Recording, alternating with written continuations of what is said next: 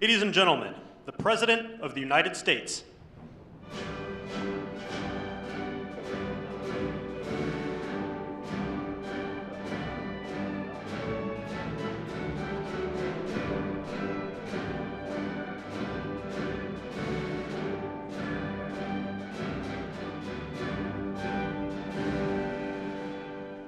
Thank you very much. Thank you.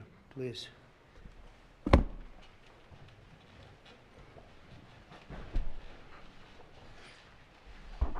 It's a great honor to have all my friends here. It's like old home week. What a job you're doing. And thank you very much for that. We want to begin by thanking the people that have done such a great job at the White House. They have been doing really incredible work during a shutdown. I don't even know if they're supposed to be working, but they wouldn't miss a day. So I just want to thank everybody for that very much. And we're here today to discuss a sweeping, unprecedented, and historically successful operation that my administration has carried out in recent weeks to arrest, prosecute, and permanently remove members of foreign drug cartels from American soil. And the people gathered around this table are the ones that are doing it, and in this room. Some of them sitting a little behind. In fact, some of them, I'm surprised they're not actually at the table. You people should be very insulted by that.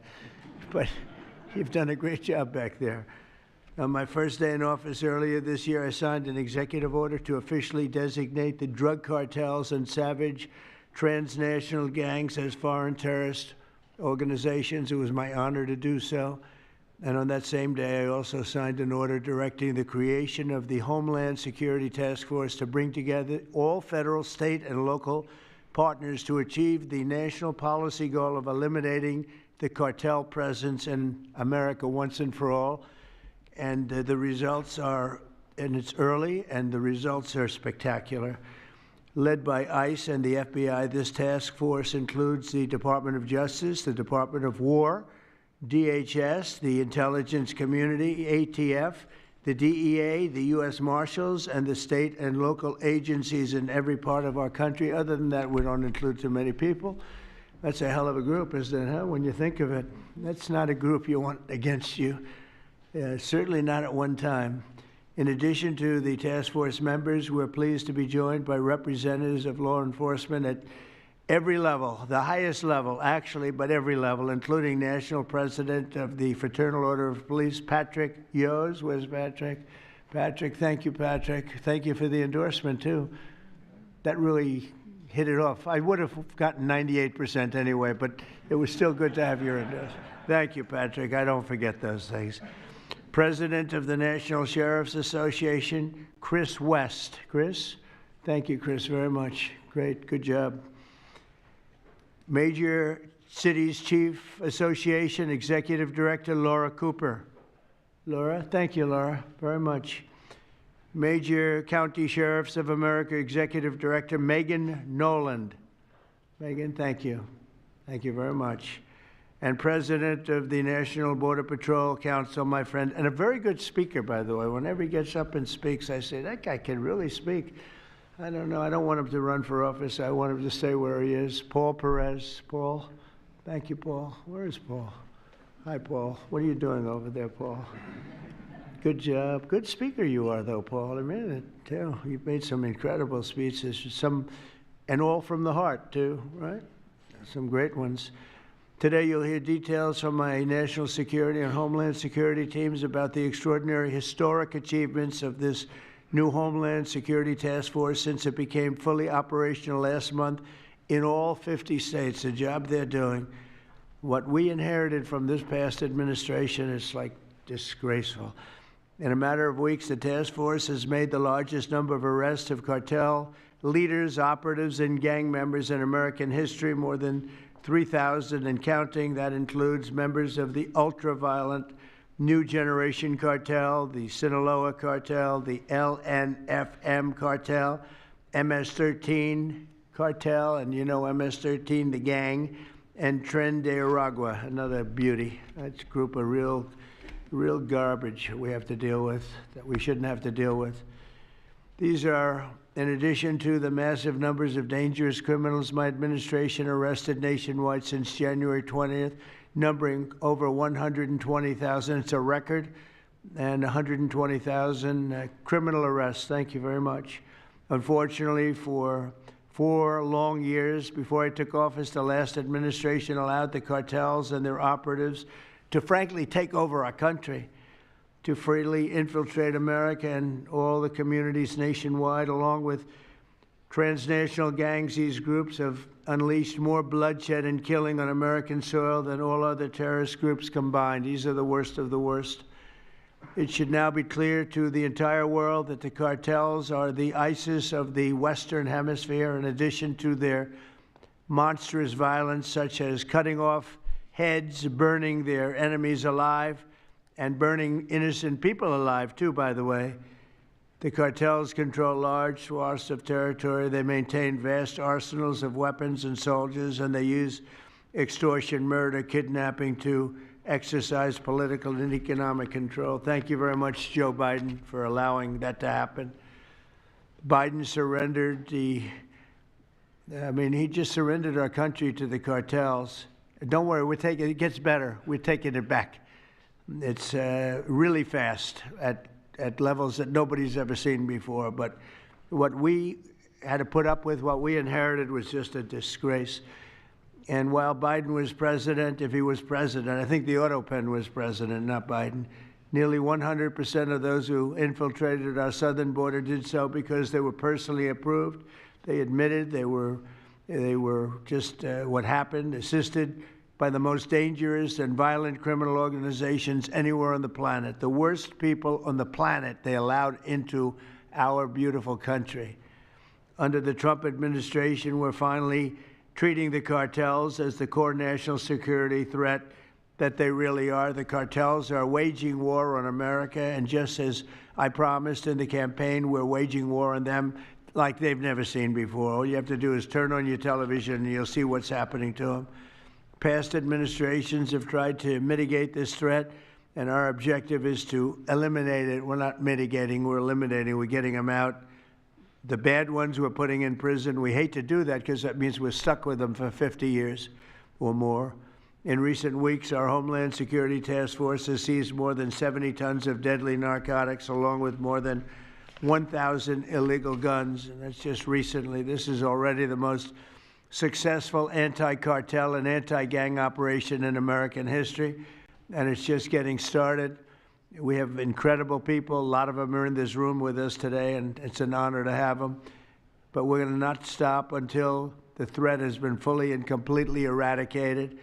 I want to thank task force members with us today, including a person who's doing a fantastic job, Attorney General Pam Bondi. Thank you, Pam. Thank you. Secretary of War Pete Hegseth. Sounds so much better than Secretary of Defense. I don't know. Do you guys agree with that? I don't know. It sounds, we won the First World War, the Second World War. I would say everything before and everything in between. And then we got woke and we said, well, let's call it defense. I think we like it this way better. It's funny. That's something I thought it would be maybe controversial. And it's only controversial that we changed the name in the first place. It's not controversial at all. It's been unbelievably well accepted, Pete. Hasn't it, right? It's been pretty amazing. I thought it would be controversial. People want to have our country back. People want to do exactly what we're doing right now, and we're getting a lot of credit for it, and we should. I want to thank, though, Pete. You're doing a great job, Pete Hegseth. Secretary of Homeland Security, Kristi Noem. Kristi, thank you very much. Director of National Intelligence, Tulsi Gabbard. Tulsi, good job. And the heads of all of the law enforcement agencies all throughout the room. You're really amazing, the job you've done. To provide additional details on our mission, I would like also to ask General Bondi to say a few words, followed by Secretary Noem, Secretary Hegseth, Director Gabbard, Homeland Security Advisor Stephen Miller. Stephen, you're such a superstar, Stephen. They called Stephen the other day a very bad name, and I said, you should sue them, Stephen. I think he will. I hope he does. FBI Director Kash Patel and Deputy Attorney General Todd Blanche. And I just want to say it's an honor, the job we're doing, and these people are doing absolutely incredible. I'll just add a couple of things. In Memphis, as you know, where the numbers are down in half already, and it's only been about 2 weeks. You're doing a fantastic job there. Thank you.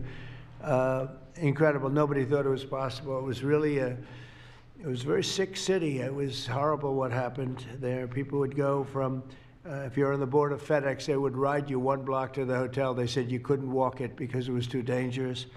And they're already feeling better about it. But the best example right now is Washington, D.C. We went from one of the most unsafe places in the planet, I hate to say, but in this country, to a totally safe city.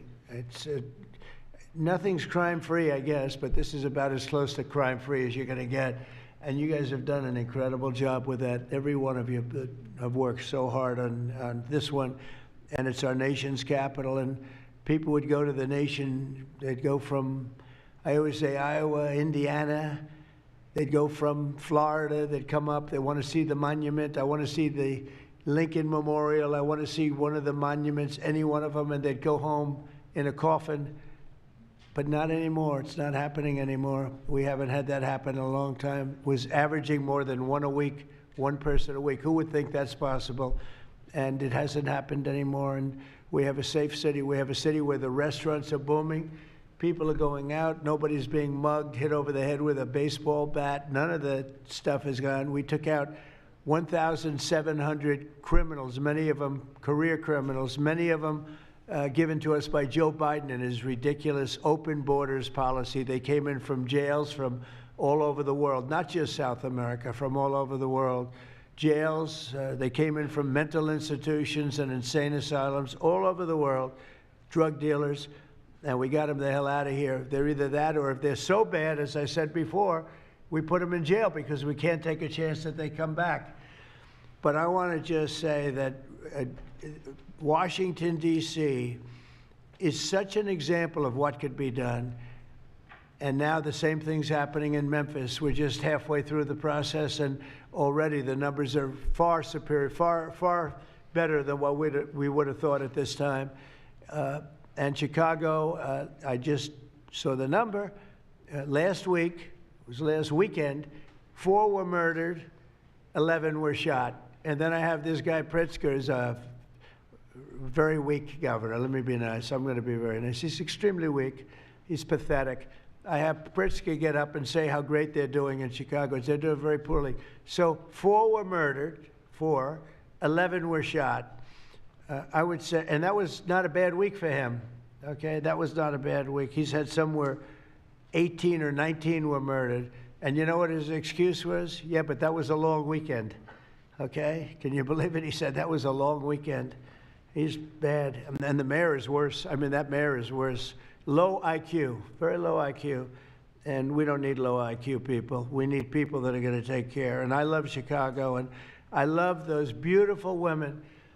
Black women, beautiful women wearing MAGA hats, and they're all over the place in Chicago. They want protection. They don't care if it's the National Guard, if it's the Army, Navy, Coast Guard, Marines. They'll take Space Force, okay? Space Force, send them in. They just don't want to be mugged, killed, raped, shot in the head, and we stop it. So we're going to be given a very special we're going to give Chicago very special care. As you probably know, maybe you heard, we were going to do a big surge in San Francisco, but I got a great call from some incredible people, some friends of mine, very successful people. Mark, everybody knows him, and Jensen, everybody knows Jensen, NVIDIA, and others called me from San Francisco. And they said, we're working really, really hard with the mayor, and we're making progress. Would it be possible for you to hold off the surge? And I had 4 or 5 calls, and I think they're making progress of their own. That would be the greatest. I mean, if they could do that, that'd be great. And they have great competence in those people. I mean, incredible competence, some of the smartest business leaders. And they're working very well with the police department. They're doing a good job. So we are holding off that surge, everybody, and we're going to let them see if they can do it. I said, I think we can do it much faster. I know we can do it faster. I think we can do it better than anybody. We can take criminals out that they're not going to know about, and probably they don't have the legal authority maybe to do what we can. But I'm okay with it, and we're going to let San Francisco, has the potential to be, it was a great, great city, has the potential very quickly to be a great city again. And these are the companies that are there that are all working, and those are the people that asked me, could you do away with the surge, and let's see how it works. And we'll do that. If we need to, we'll do it. But it's possible that we won't need to, and we will be focusing on other places like Chicago. And we'll have Chicago taken care of very quickly. But just remember, 11 people shot, 4 people murdered, okay?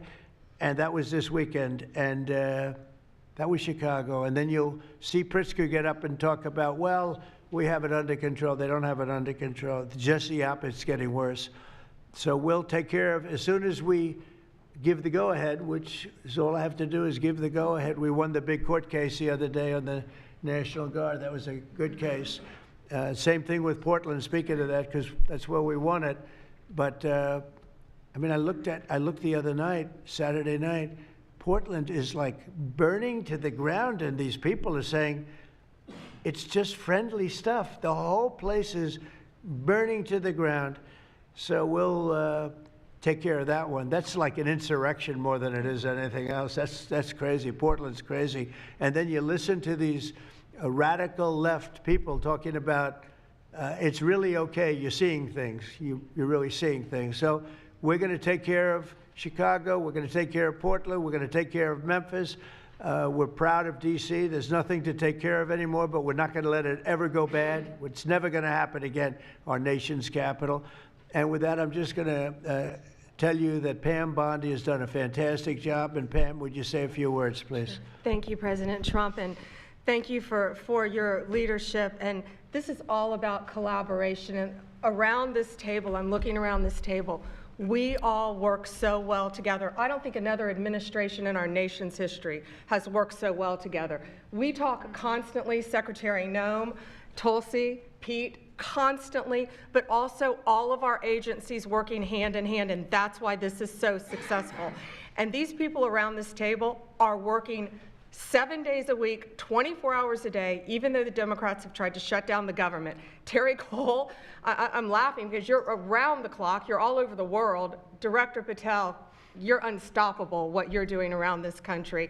Gowdy Serralta, U.S. Marshal, Rob Sakata and Dan Driscoll wearing your ATF hats. Rob, I was on the texting, Todd Blanche and I were on the texting you at 1 a.m. on cases. I mean, that's how committed all of these people are to just keeping all of our citizens safe. And that's what it's all about. And this project is the brainchild of Stephen Miller. And you are doing so much to keep our citizens safe, our kids safe, and get these drugs off our streets. Like the mayor of San Francisco and I are going to be meeting on fentanyl in a few weeks and working hand in hand on that. Secretary Noem spoke to him. But the results of this last month have been historic.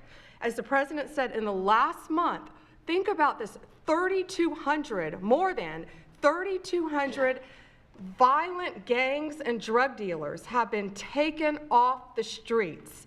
Off the streets. Now, Director Patel and all of these agencies have also been working so hard on getting the leadership. But we are getting all the gang members off the streets and the drug dealers, Sinaloa, CJNG, MS-13, and more, TDA. 91 tons of drugs have been seized as a result of this task force. We tried to put this in perspective for you. This would be filling 4 18-wheelers, 4, all the drugs just in the last month that have been taken off the streets. 58,000 kilos of cocaine.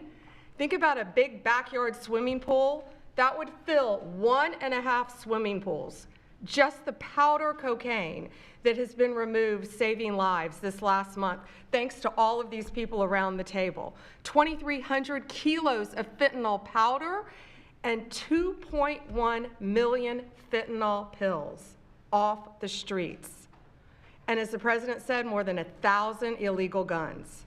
The Biden administration was, for way too long, all of these great law enforcement officers surrounding the table were not able to do their jobs. What they've said is now they've been uncuffed. They can do their jobs now. We've been watching transnational gangs grow in our country, become organized, set up infrastructure in all of our states, but no longer under President Trump.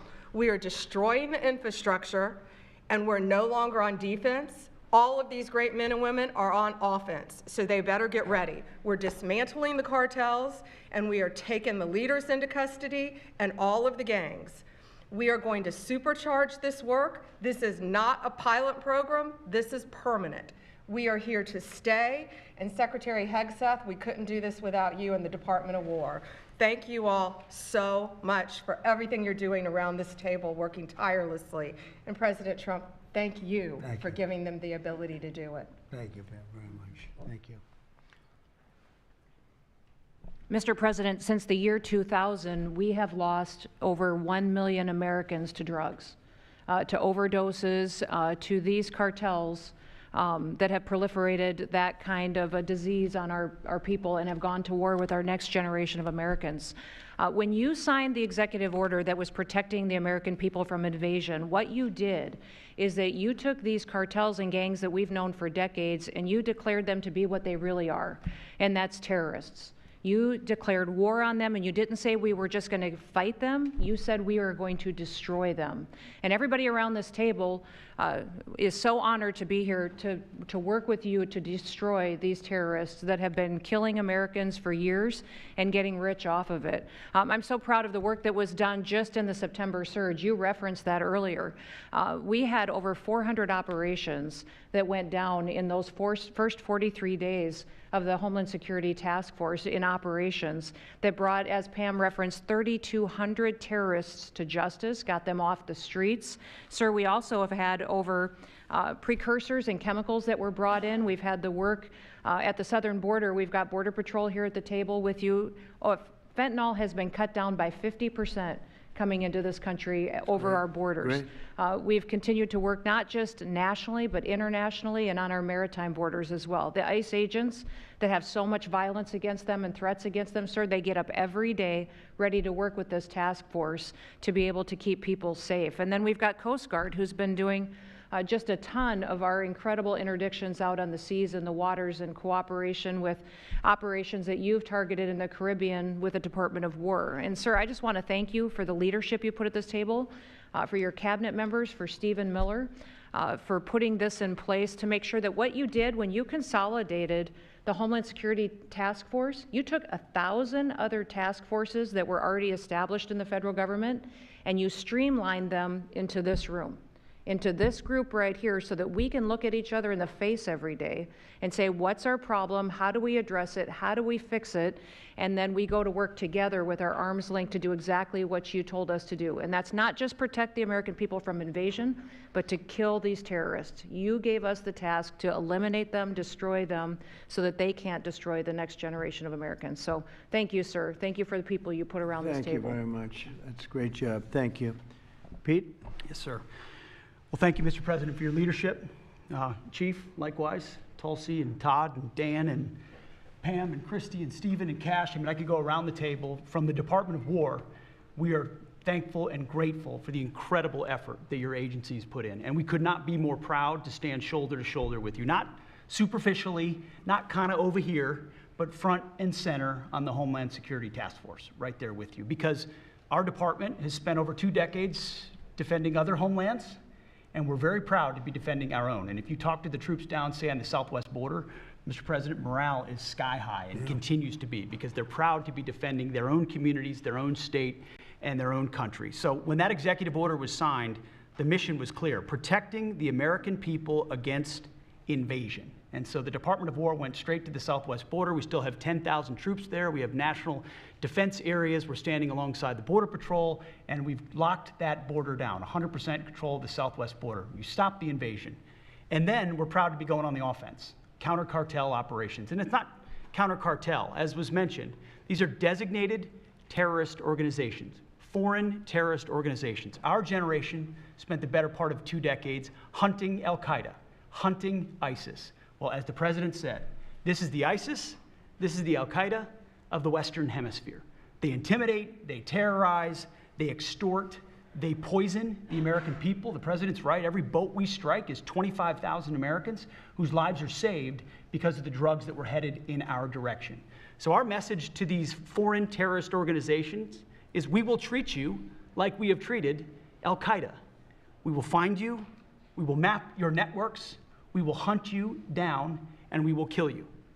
And you've seen that evidence in the maritime domain, whether it's in the Caribbean or in the Pacific with the last 2 strikes. We know exactly who these people are. We know what networks they work with, what foreign terrorist organizations they're a part of. We know where they're going, where they originated from, what they're carrying. And they know we know. And that will soon start to change the calculus of these boats. So the critique of this is, of course, as often is the case, wrong. We know our authorities. It's locked tight. And we're going to treat them like foreign terrorist organizations on the offense. So the Department of War is not going to degrade or just simply arrest. We're going to defeat and destroy these terrorist organizations to defend the homeland on behalf of the American people, making the jobs of law enforcement safer in the process, making the communities of Americans safer in the process. We think it's a very core mission of the Department of War, and we're proud to be here, Mr. President. Thank you very much, Pete. Thank you. Tulsi, please. Yes, thank you, Mr. President. The key reason that you are hearing about these incredible effects is, number one, the team that you've assembled here and the leadership and the tone that you have set, first and foremost, about keeping the American people safe. The intelligence community plays a critical role in being able to support our law enforcement at the federal, state, and local level to make sure that they are armed with actionable intelligence to be able to actually go after those who threaten the safety and security of the American people. Mr. President, under your leadership, for the first time, there is a newly created National Intelligence Fusion Cell at the Office of the Director of National Intelligence, National Counterterrorism, that has a very simple purpose: to make sure that we have two-way intelligence sharing of actionable information between the intelligence community and law enforcement. I want to talk briefly about 3 successes that we've had just here in the last few weeks, Mr. President, through the success of this interagency fusion cell. Just this last week, our National Counterterrorism Center supported, through actionable intelligence to both U.S. law enforcement as well as Mexican law enforcement, the arrest of a Sinaloa cartel boss, El Plato, in Juarez, Mexico, as well as his top 3 money launderers. In a separate and recent successful interagency operation, NCTC worked closely with the U.S. Marshals Service that led to the arrest of another dangerous Sinaloa cartel member responsible for tracking huge amounts of cocaine and hundreds of thousands of dollars in this single incident with drug proceeds through his network. And I'll say the last example I'll share is probably the most insidious, was providing intelligence to the Mexican law enforcement that led to the arrest of a CJNG cartel-affiliated baby trafficker called La Diabla. Her whole money-making operation was centered around luring pregnant women, performing illegal C-sections, harvesting organs, and selling newborn babies. Mr. President, it's your leadership that has made all of this possible. I can tell you, in the midst of this government shutdown, our folks, like everyone around this table, are working 24/7 without pay and eager to get after this because they believe in your leadership and the mission that you have presented to them.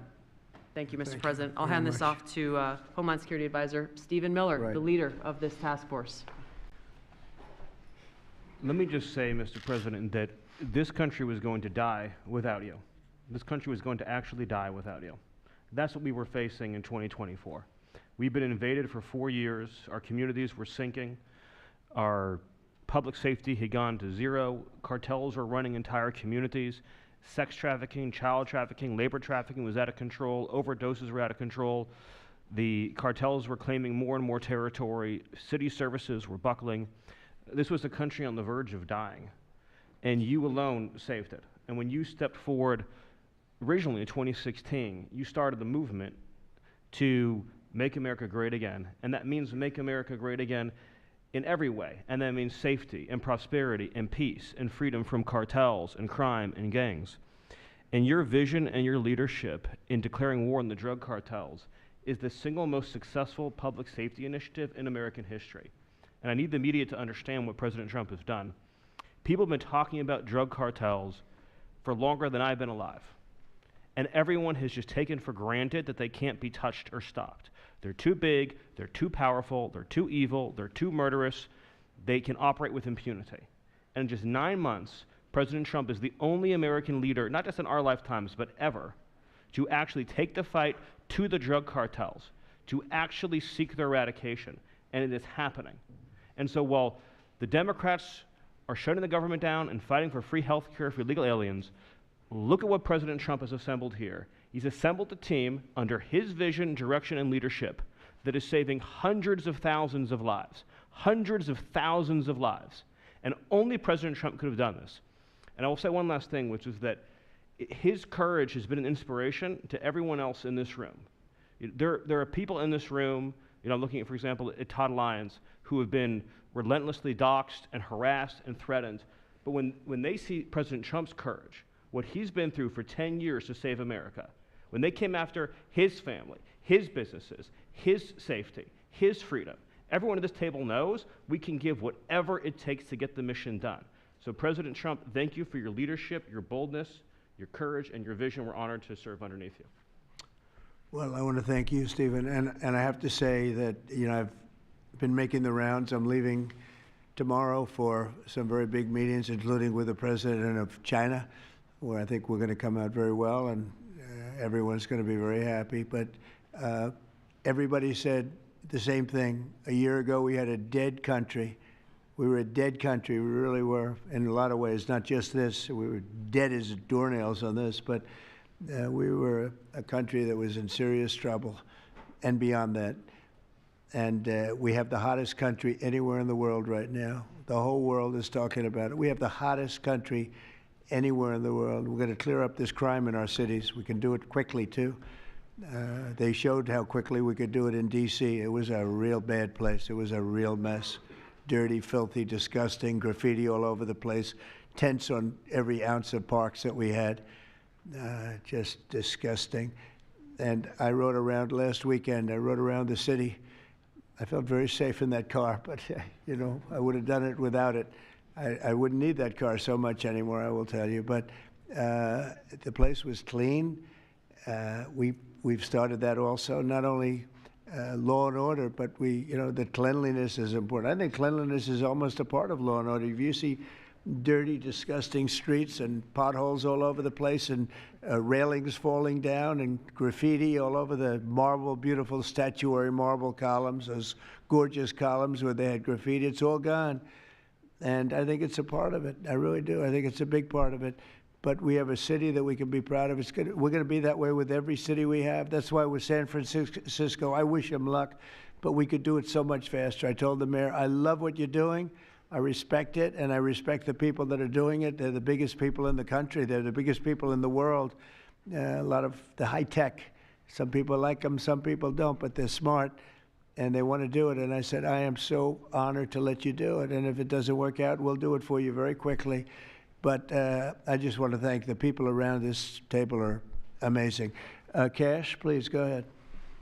Mr. President, I'll just keep it short, but I think what the media should realize is the amount of courage it takes to do this. And you led that mission. You led it during your campaign, and you brought it to the American people. I think the media should focus on some of these numbers the Attorney General just riled off. Those aren't numbers, those are lives. Lives saved by the millions. Enough enough fentanyl to kill over 200 million Americans, gone, evaporated, off our streets permanently. Your vision to safeguard American freedoms and our children and our future is the most courageous thing I've ever seen a president of the United States ever do.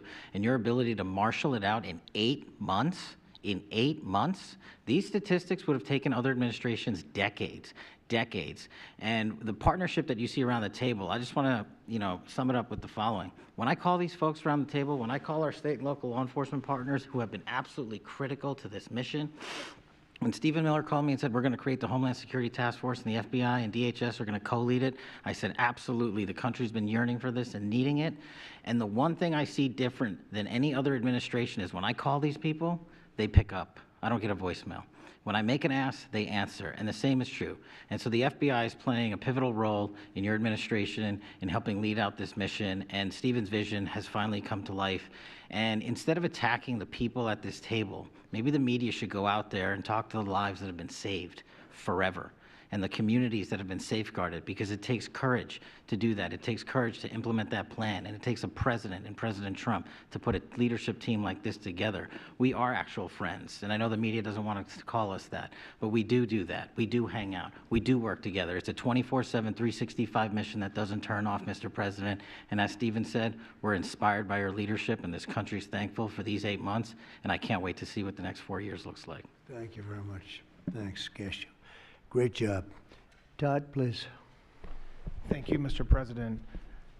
The number that I think matters, over 3,266 terrorists have been taken off the streets in 2 months. And for each of those arrests, there's anywhere from between 4 to 20 law enforcement agents, federal, state, and local, executing those arrests.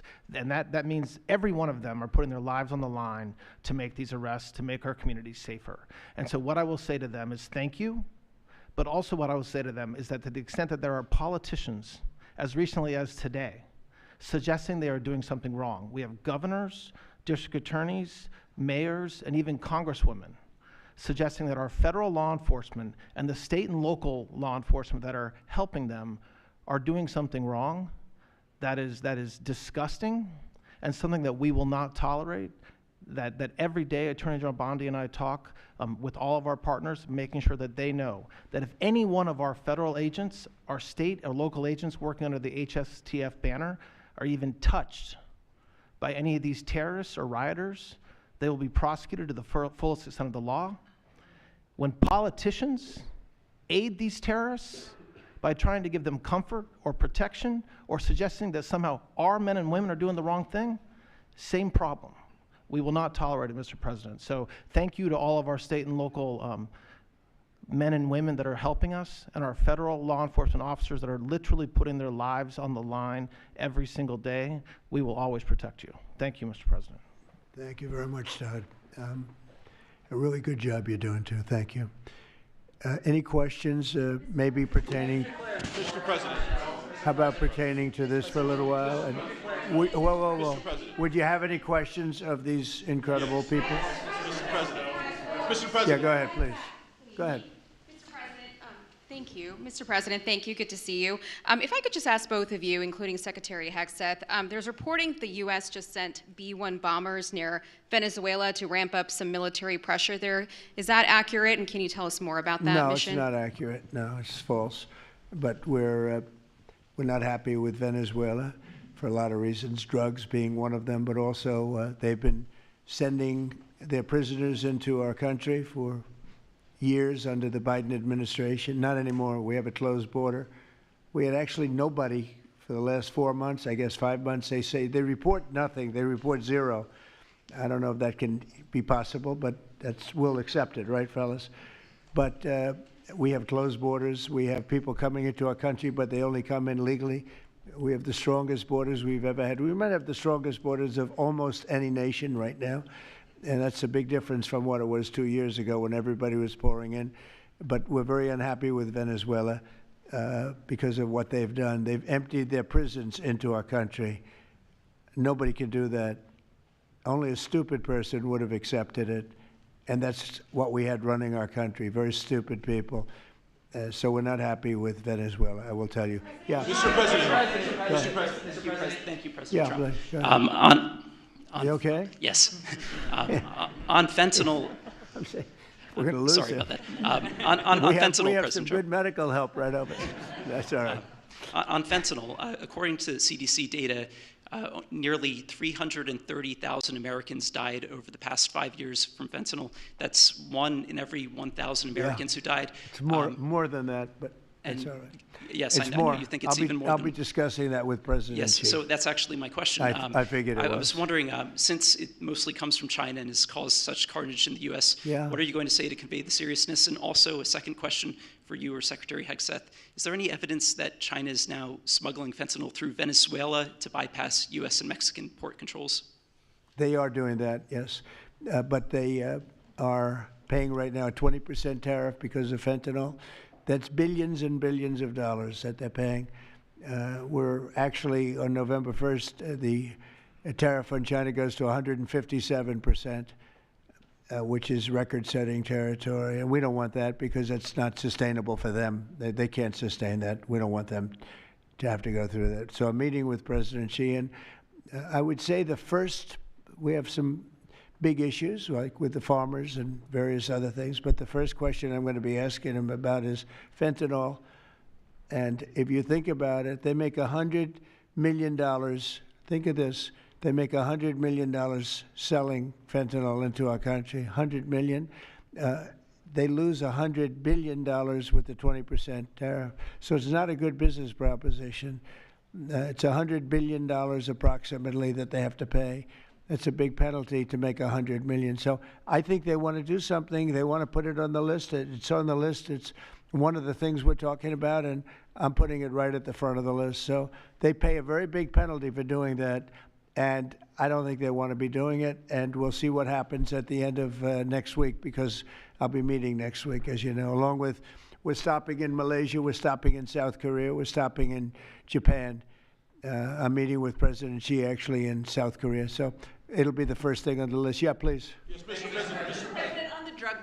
On the drug boats, sir, has there been any discussion about capturing one so that you can show the amount of narcotics? We know everything about them. Yeah, Jennifer. We know everything about them. We know where they're coming from, who they're coming with, generally who's in the boat. I'll let Pete discuss it a little bit, but they have incredible intelligence. And, you know, usually when you see 5 engines, I've never even seen that before, but when you see 5 engines on a boat going about 65 miles an hour, loaded up with white powder in silver cases, generally speaking, that's not a good sign. They're not going fishing, right? And you don't see any fishing rods, right? So, Pete, I'll let you discuss that a little bit, please. Well, yes, sir. Likewise, generally you don't see fishing in submarines either, sir. So the U.S. military, as I mentioned, nobody better in the world at mapping networks, identifying who's connected to who, inside terrorist organizations. It's just the media is used to hearing that when it pertains to Afghanistan and Iraq and ISIS and Al-Qaeda. But if you reframe how you understand the world in our own hemisphere, that's exactly what these foreign terrorist organizations are. And so we will track them, we will map them, we will network them, and we will hunt them and kill them because they're trying to and they are killing and poisoning the American people.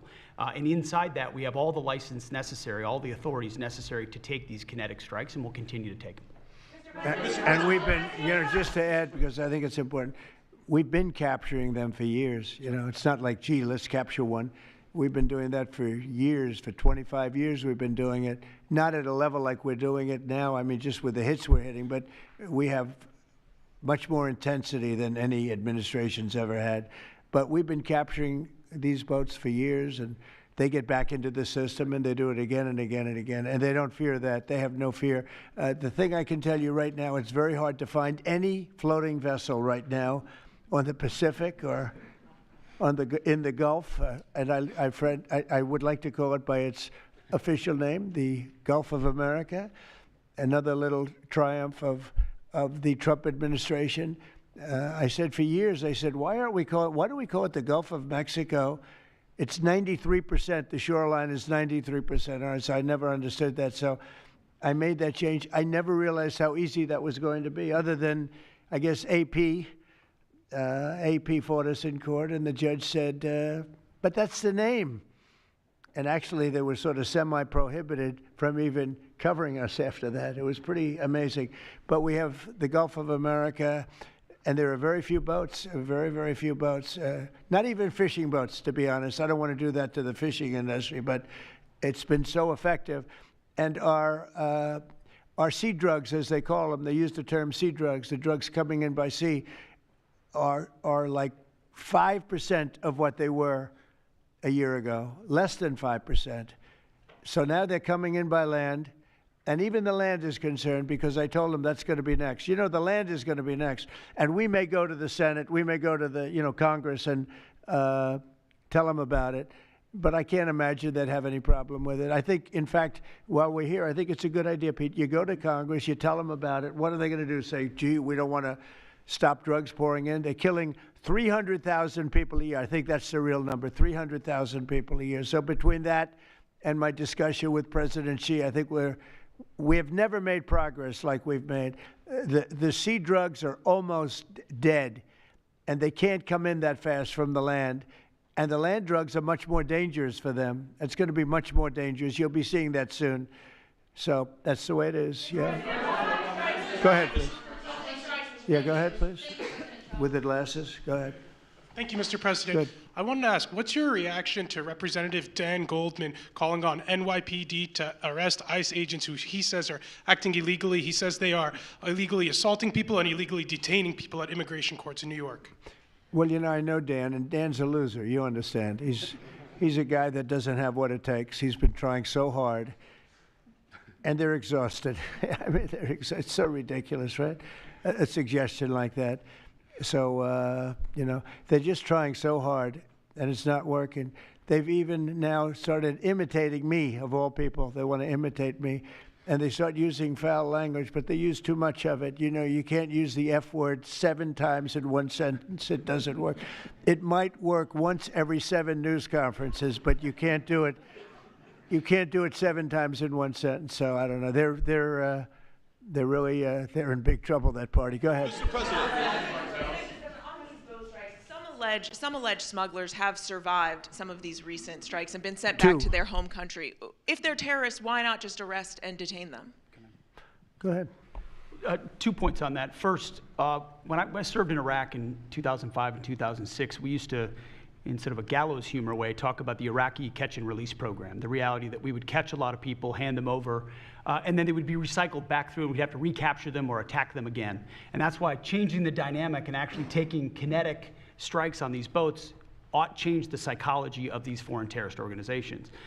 To those 2 that survived the shot on the semi-submersible, think again, compared to Iraq and Afghanistan, the vast majority of people that we captured on the battlefield, we handed over to the home country. Did we always like how it shaped out? Sometimes we did, sometimes we did not. But 99% would go to the Afghan authorities or the Iraqi authorities. So in this case, those 2, they were treated by American medics and handed immediately over to their countries where they came from, hopefully to face prosecution, which is a very standard way of handling something like this. And you'll do that with future survivors, anyone else who survived? We've got protocol of how we'll handle it. Not that guy. He's so hopeless. Go ahead. Go ahead. Yesterday, there was a vote at the Knesset on annexing the West Bank. Do you see it as a challenge to your peace efforts? Could you say that louder, please? Yes, yesterday there was a vote at the Knesset in Israel on annexing the West Bank. Do you see it as a challenge to your peace efforts? Will you answer that, please? Because I cannot understand the words you're saying. Where are you from? Where are you from? You're from France. Beautiful accent, but we can't understand what you're saying. Huh? She said a vote at the Knesset on the West Bank. The West Bank is, don't worry about the West Bank. Israel's not going to do anything with the West Bank, okay? Don't worry about it. Is that your question? They're not going to do anything with the West Bank. Don't worry about it. Israel's doing very well. They're not going to do anything with it. Yeah, please, go ahead. Thank you, President Trump. Are there any safeguards in place to protect Americans from fentanyl and cartels when you leave office in 2028? Any protocols that could be put in place in case a future administration comes in that wants open borders? And I also have a question for the Secretary of War as well after your answer, Well, the if that's biggest okay. thing we can do is make sure they don't come in, because open borders, they would destroy. It's amazing that our country is even surviving with what we went through, coming in by the millions and coming in from the wrong places. You know, I know all these people that run these countries, and they're smart. They're very street smart, and they're not sending their best, you know. They're not sending, they're taking them out of their prisons and their mental institutions, as I say over and over again. They're the drug dealers. They're the drug addicts. They're people that don't work. I mean, the best of them are people that don't work. They don't work. They're on welfare, their form of welfare, which is tiny. You know what their form of welfare? They give you a piece of paper. They give you nothing. But they want people that work. They don't let those people come out because they want those people. You know, they cherish those people. Those are the people that make their country run. They give us all of the people that don't work and are murderers. 11,843 murderers came in. 11,800. Many of them committed, more than 50% committed more than one murder. Now, why do we want them? Why would Biden and that group of thugs that he had working for him, why would they accept these people? Why would he accept? Nobody understands it. You know, they say maybe they wanted the vote, but I did great with the Hispanic vote, but these are people from all over the world. Why would they do it? So one question, no matter what I do, I can't, you always like to know the opponent. You have an opponent. What are they getting at? And usually you can. Why would they allow 20 million, maybe 25 million people into this country, almost all of which, but most of which should not have been allowed into our country? It's one of the great enigmas. What they've done to this country should never be forgotten. In history, should never, ever be forgotten. And now it looks like we're going to have a communist mayor in New York. That'll be a lot of fun. But remember this, they have to go through the White House. Yeah, please, go ahead. Today you pardoned the founder of Binance. Can you explain why you chose to pardon him? And did it have anything to do with his involvement in your Which one? Who is that? The founder of Binance. He has an involvement in your own family's crypto one, business. yes. I believe we're talking about the same person, because I do pardon a lot of people. I don't know. He was recommended by a lot of people. A lot of people say that, are you talking about the crypto person? Yes. A lot of people say that he wasn't guilty of anything. He served 4 months in jail, and they say that he was not guilty of anything, that what he did, well, you don't know much about crypto. You know nothing about nothing, you fake news. But let me just tell you that he was somebody that, as I was told, I don't know him. I don't believe I've ever met him. But I've been told by a lot of support. He had a lot of support. And they said that what he did is not even a crime. It wasn't a crime, that he was persecuted by the Biden administration. And so I gave him a pardon at the request of a lot of very good people. Yeah, please. Yes, Daniel. President, thank you so much. This is the kind of question I like. Yeah, right here. the numbers from this task force are jaw-dropping. I wanted to know, this is a question for you and both Stephen, since it was said this is your brainchild. What are the lessons to be learned from the success of the task force, and what are your continued goals with this task force now that you have about 3 years left? Well, the best thing we have going is we have such talent around this table. I could go over every one of these men and women, and we have unbelievable talent. They've got the naturals, you know, like somebody that hits a baseball or a golf ball or a, you know, that you see more, it's more evident. It's beautiful because it's sports. You can tell somebody right away, are they good or are they not? These people are the most talented people at what they do. And when we started talking about this, Stephen and all of us, it seems so easy. What is surprising to me is how quickly we can straighten out a large city, a big city, a mean city, a city that's sick, that got very sick with guns all over the place, with bullets shooting all over, where you take your life in your hands if you go out and buy a loaf of bread. That's not America. That's not our country. And those people don't care how you do it. They just want it done. They really do. You know, when you go to the people in the street, they don't know, is it National Guard? They just want it done. They want to be safe. And we've gained a great following of Americans, real Americans, people that want to be safe. But I think the biggest thing we say is we have tremendous talent. We were able to recognize, like a football team, like a baseball team, we were able to recognize the talent. And the talent is largely in this room for the whole country. It's largely in this room. There's really nothing like it. And that's why I think we had D.C. done, not perfectly, but pretty much done, at least normalized in 12 days. When you say 12, would you say 12 days? On the 12th day, it felt different. And you know, we took a lot of bad people out, never to come back again. Then most of them never to come back again. But there's great talent, and there's also great courage. I've been watching what goes on. And then you have the radical left lunatics, and what's that all about? I mean, they're fighting us because we want to stop crime. Where do these people come from? They're paid money. I guess they're paid a lot of money. But like I saw that ridiculous march the other day, I say, these people are not representative of our country. And not all of them, of course, but many of them are total lowlifes. These are lowlifes. These are people that are paid agitators. and they're not representative of our country. So I don't know. I can just tell you that our country has tremendous spirit right now. You know that better than anybody because you cover it well.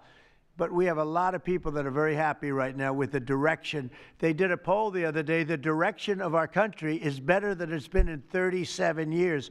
And I'm upset because I think it should be better than that. I actually said we should be better than that. So, you know, thank you very much for your question. Brian?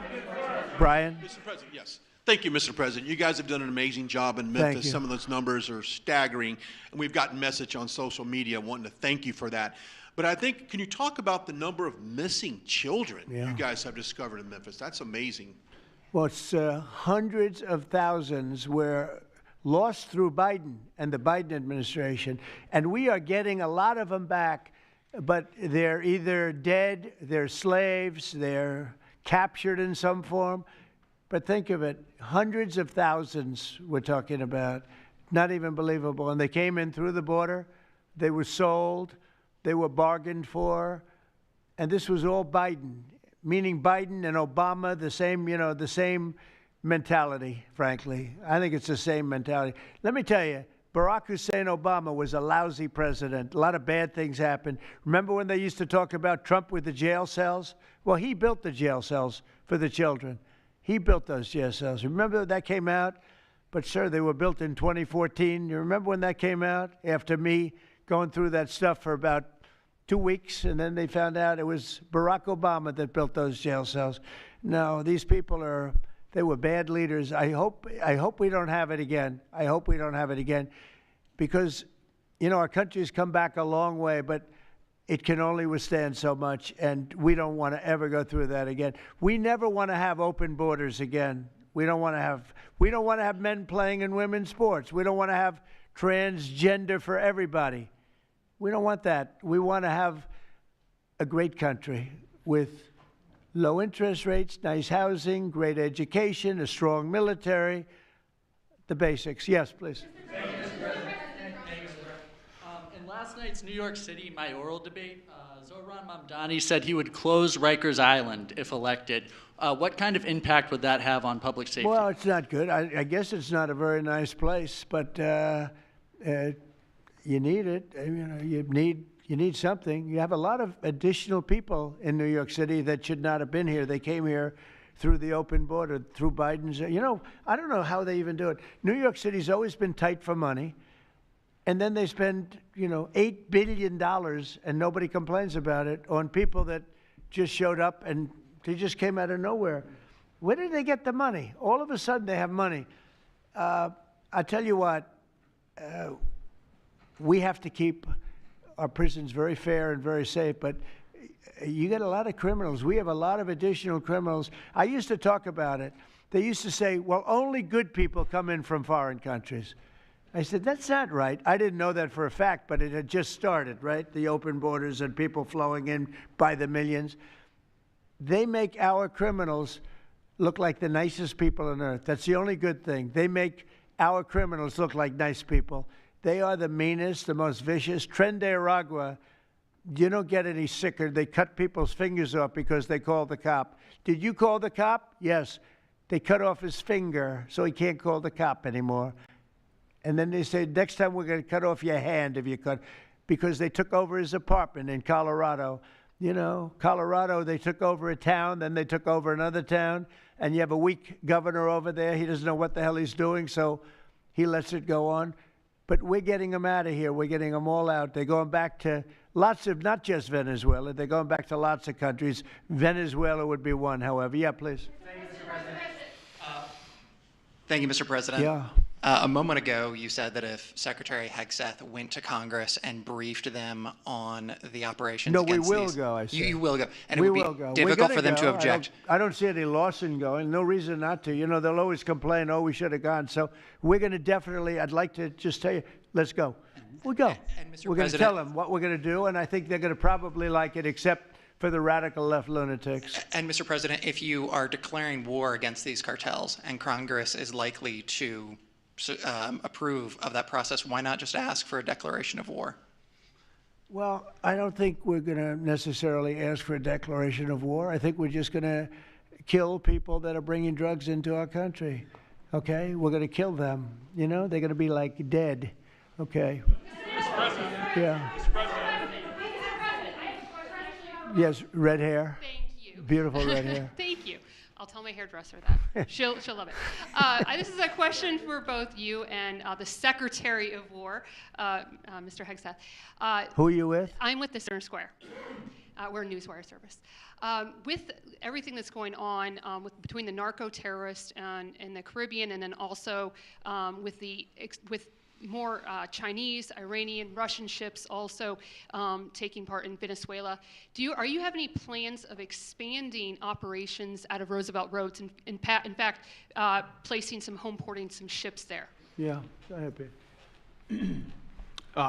We're familiar with the location that you're referring to, and we'll make sure that we're properly displaced in order to deal with the contingency we're dealing with there, and also any ways in which other countries would attempt to be involved also. So we can walk and chew gum. We're definitely keeping our eyes on near-peer adversaries at the same time, but we think sending a message on these cartels, these narco-terrorists, is an important inside our hemisphere, which for far too long, other presidents, as the president pointed out, they've ignored our own backyard and allowed other countries to increase their influence here, which only threatens the American people.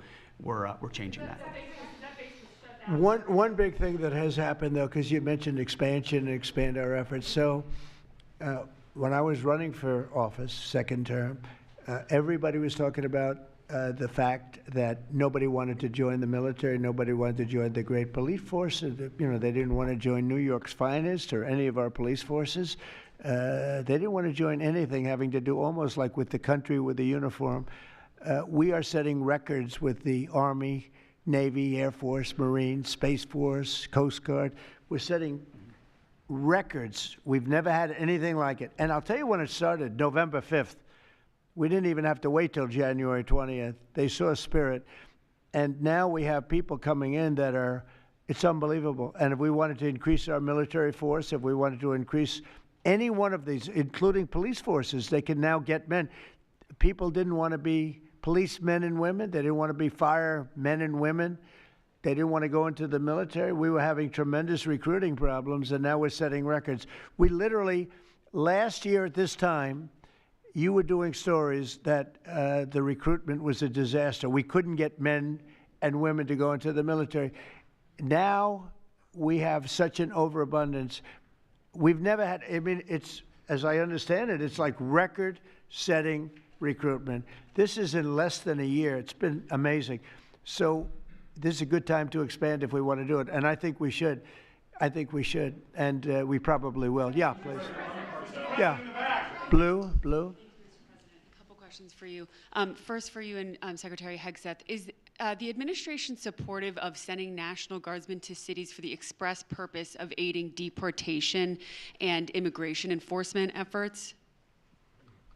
To expand deportation efforts? Sending National Guardsmen to U.S. cities for the express purpose of aiding deportation and immigration enforcement What efforts. we've done so far is stand alongside federal law enforcement in every way, facilities and personnel, but also we have a great deal of lift inside the military. We're able to move assets in a way that no other aspect of the U.S. government can. And so where we can rapidly assist with mass deportations, we have been happy to do that. And then one more question, if I may. Is the administration at all supportive of potential measures to crack down or regulate or even ban apps that track ICE agents' locations? What do you mean by that? Like specific apps that are used to track the location of ICE agents? I guess we'll do that. I'm not a big app guy. I'm not into that too much. I think Pam might be it. Let's go. Yes. Give me a good answer there.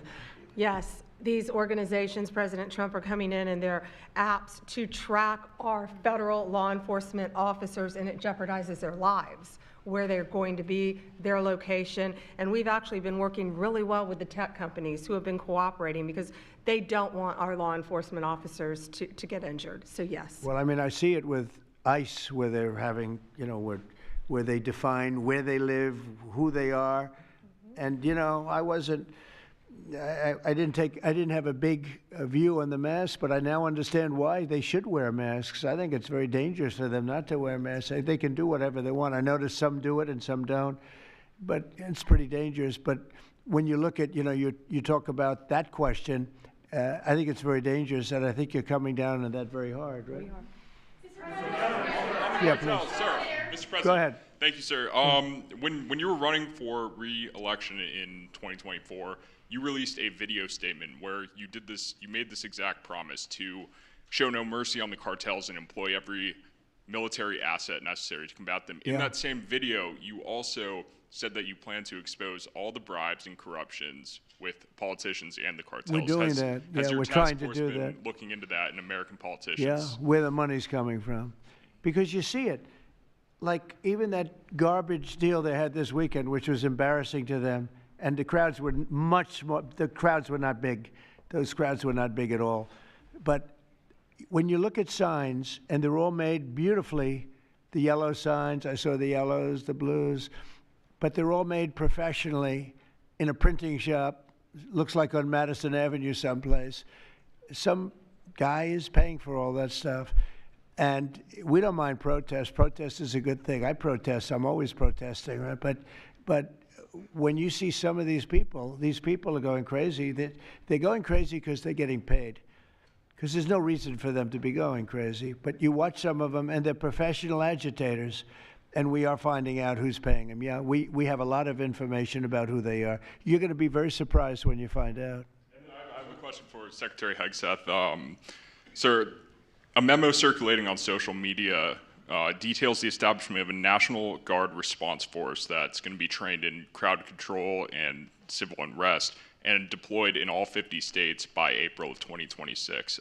Can you verify the authenticity of that memo, and do you have any more information on the operations? I'm not going to answer particulars on something that may be in the planning process, but we definitely do have multiple layers of National Guard response forces, whether it's in each state, whether it's regionally, whether it's Title 10 active duty, whether it's Washington, D.C. We've got a lot of different ways that constitutionally and legally we can employ Title 10 and Title 32 forces, and we will do so when necessary.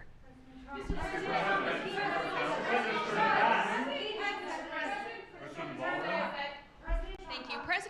President Putin basically said today that Russia is immune from U.S. sanctions. He said that it would not impact the Russian economy in any serious way. Is he Good. wrong? I'm glad he feels that way. That's good. I'll let you know about it in 6 months from now. Okay. Let's see how it all works out. Yeah. Go ahead, please. Blue.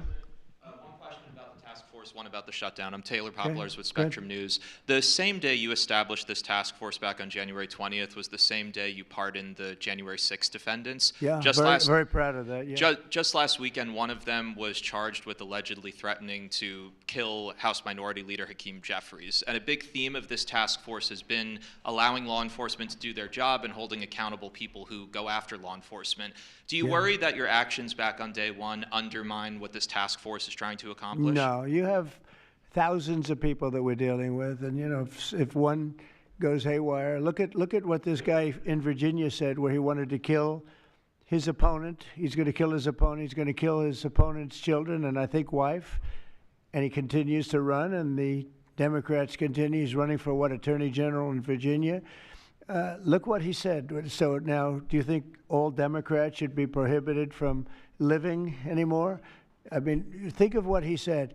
He's going to kill his opponent, and he's going to kill the children of his opponent, and I think the wife.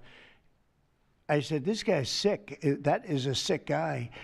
And how do you vote for somebody like that? But I don't view that every Democrat would say that, because not every Democrat would say that. So you can't, you could have one person, but I don't know of the incident. I can say we're very proud of what we did. We had the courage to do something that should have been done. The problem, sometimes the Republicans are too nice. They're a very nice party. The Democrats play a much dirtier fight. It's amazing. You go after dirty cops like Comey, and you go after, these are dirty cops. Letitia James is a dirty cop. You go after these people, and they say how horrible you are, and yet I got indicted 5 times and impeached twice. Nobody says anything about that. They say, they actually said the other day, he's trying to indict somebody. I got indicted 4 or 5 times, Todd, maybe more than that. Yeah, I think you could say 87 times if you really think about it, right? With the charges, a bunch of phony guys, but nobody says anything about that. But they mentioned it the other way. No, the Democrats play a very dirty game. It's all they're good at. They're good at a couple of things: cheating on elections and playing very dirty. And they have one good trait: they stick together. They stick together. They stick together through the worst policies that anybody's ever seen. It's unbelievable how they stick together. And I respect them for sticking together, but it's a dead party because their policies are no good. Okay. Brian, we'll do a few more and we'll go home. Wonderful. Everybody's going to go home. I'm going back to the Oval Office, however. Speaking of Democrats, there's a report that there's a grand jury on Adam Schiff for apparent mortgage fraud. If he is indicted, should he step down as a U.S. Senator?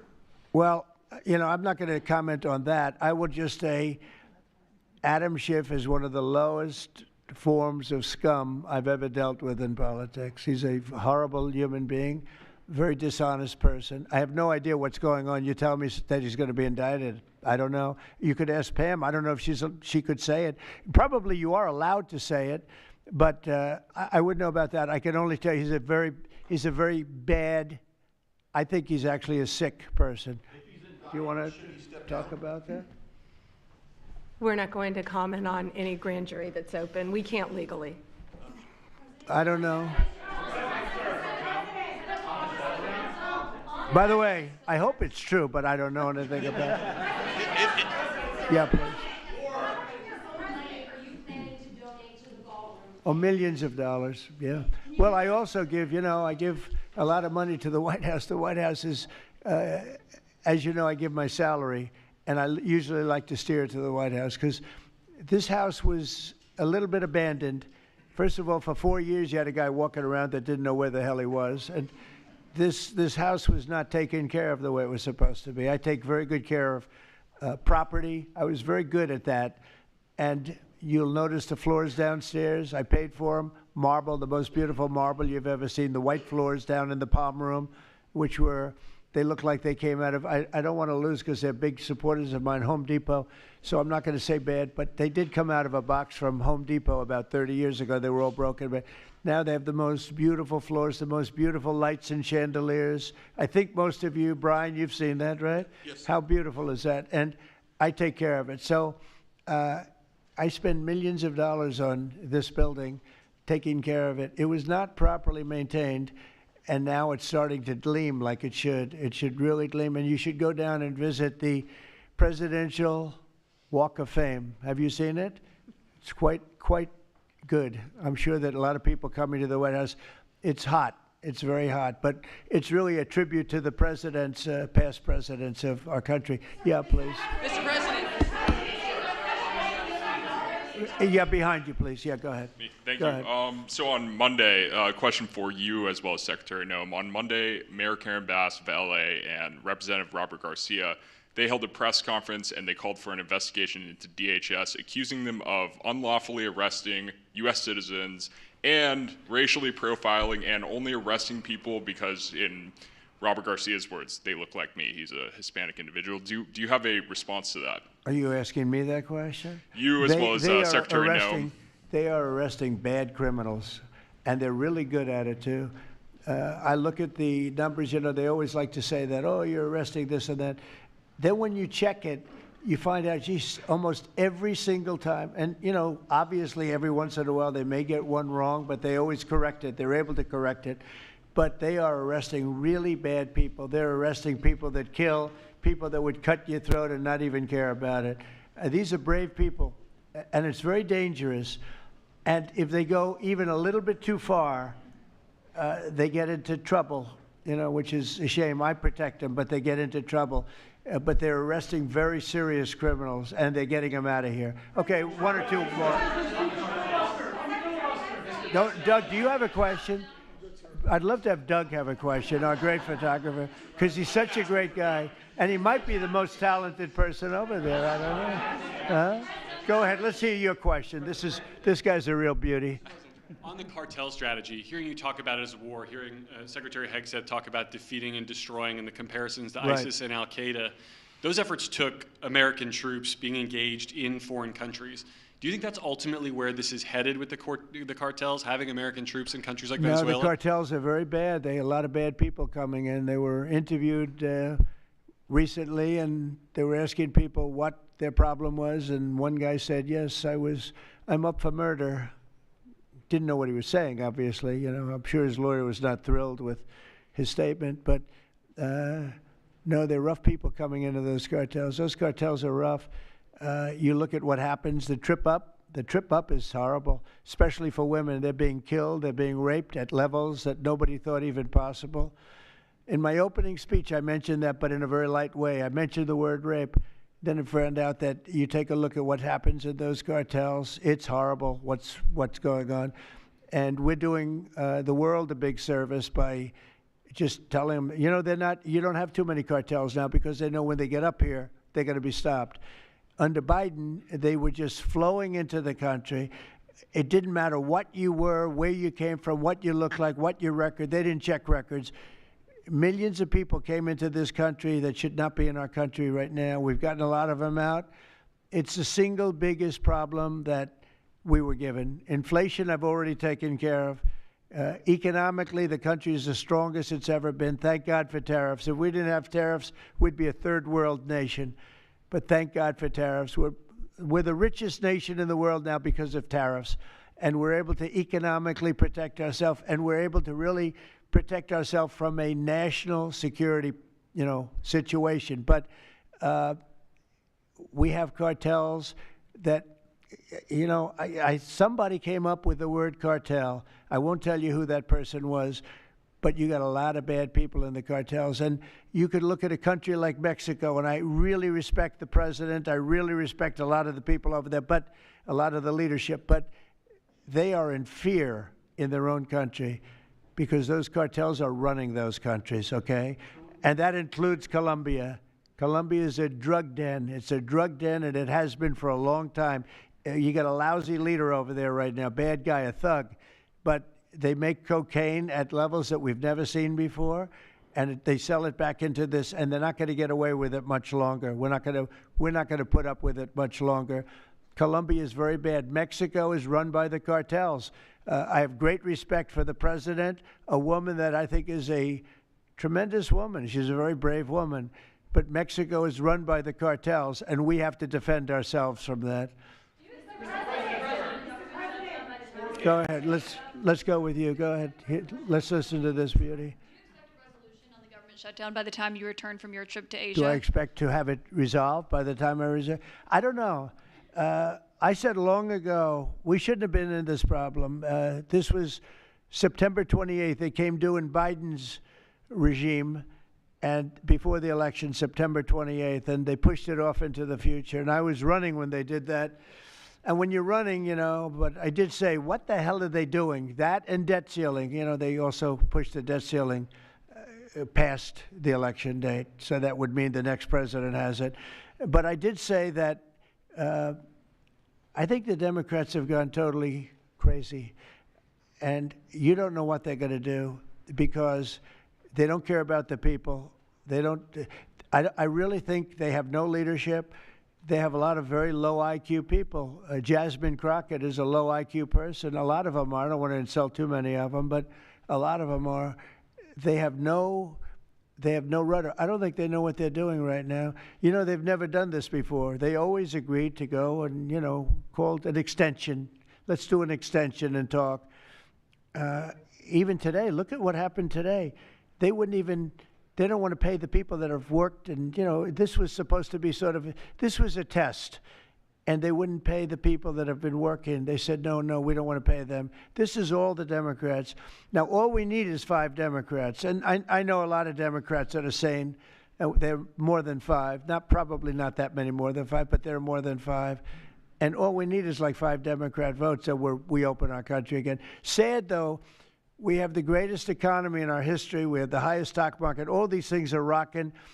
We will have, by the end of my first year, more than $20 trillion of investment. The all-time record is $3 trillion. I think it's China. We're going to have $20 or $21 trillion. We've never had anything like it coming in because of tariffs. The money pouring into our country, the plants that are opening, AI, automobiles, everything. And the Democrats want to close our country. They're really, they say deranged. They suffer. I guess it's Trump derangement syndrome, which I think is going down now as an official condition by the doctors. I think they get paid extra money if they handle it because it's more difficult to handle than a normal mental disease. But you know what? They really should approve an extension, get the country back to work, get the people paid. And, you know, it's very simple. You just don't know what's going on. There's something wrong with them. Yeah, it's sad, actually. Have you raised the full $300 million needed to fund your? Have you raised the full $300 million needed to fund your ballroom? And how much specifically are you donating to this construction Actually, project? I think $350 million. All donor money and money that we put up. We've raised. It's going to be. It's going to cost right in the neighborhood of $300 million. It's been expanded and made absolutely. It'll be the most beautiful ballroom anywhere in the world, I think. And how much specifically are you donating to it personally? How much am I donating? I won't be able to tell you until I finish, but I'll donate whatever's needed. I'll tell you that. Do I have a name for the? I won't get into that now. Yeah, go ahead, please. In the next couple of days, a lot of Americans are going to go without their first full paychecks. Federal workers. By the way, a friend of mine, talking about donors, a friend of mine, a man that's great. I'm not going to use his name unless he lets me do it. Susie can tell you about this, but he called us the other day and he said, I'd like to contribute any shortfall you have because of the Democrat shutdown.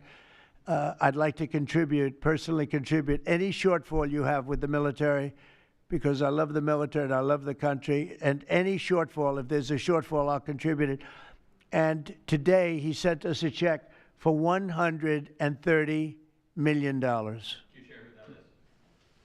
I would love to tell you he doesn't really want the recognition, if you want to know the truth, but he gave us a check for $130 million, which was sort of a shortfall, yeah. And that's going to go to the military, yeah. Is that the correct number? $130 million. That's what I call a patriot. Okay, thank you very much, everybody. Thank you. Thank you.